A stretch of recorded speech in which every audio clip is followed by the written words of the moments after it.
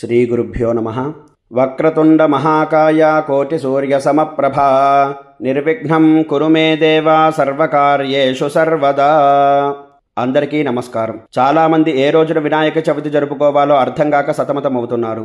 ఏమాత్రం సందేహం లేకుండా 27/8/2025 తేదీన వినాయక చవితి జరుపుకోవలెను. ఇక వినాయక చవితి అంటే ఏమిటి, అలాగే ఈ రోజున వినాయకుడిని ఎందుకు పూజించాలి అనే విషయాన్ని క్లుప్తంగా తెలుసుకుందాము.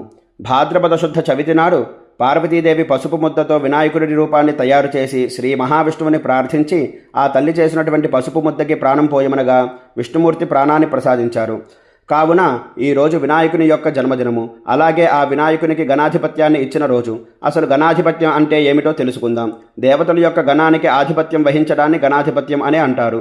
ఆ గణాధిపత్యం పొందడానికి వినాయకుడు కుమారస్వామి పోటీ పడగా ఎవరైతే 3 సార్లు భూమి చుట్టూ ప్రదక్షిణ చేసి ముందుగా వస్తారో వారికి గణాధిపత్యం ఇస్తామని పరమేశ్వరుడు చెప్పగా వెంటనే కుమారస్వామి తన వాహనమైన నెమలి మీద బయలుదేరి వెళ్ళెను. వినాయకుడు కాస్త ఆగి తల్లిదండ్రులైనటువంటి పార్వతీ పరమేశ్వరులకు 3 సార్లు ప్రదక్షిణ చేసి తన యొక్క బుద్ధి కుశలతతో తల్లిదండ్రుల అనుగ్రహంతో గణాధిపత్యాన్ని పొందారు. అలాగే విఘ్నాలను తొలగించువాడు కాబట్టి విఘ్నేశ్వరుడని, అడిగిన వరాలని అందిస్తాడు కాబట్టి వరసిద్ధి వినాయకుడు అని, ఇలా అనేక నామాలతో ఆయన్ని అర్చిస్తారు. కావున భాద్రపద శుద్ధ చవితి నాడు అందరూ కూడా ఎంతో భక్తి శ్రద్ధలతో వినాయకుడిని 21 రకాల పత్రితో అనేక రకాల పుష్పాలతో పూజించి కురుములు, మోదకాలు, ఉండ్రాళ్ళు నైవేద్యం పెట్టి స్వామివారి పరిపూర్ణమైన అనుగ్రహం పొందగలరని కోరుకుంటూ అందరికీ వినాయక చవితి శుభాకాంక్షలు. సర్వే జనా సుఖినో భవంతు. లోకా సమస్తా సుఖినో భవంతు. స్వస్తి.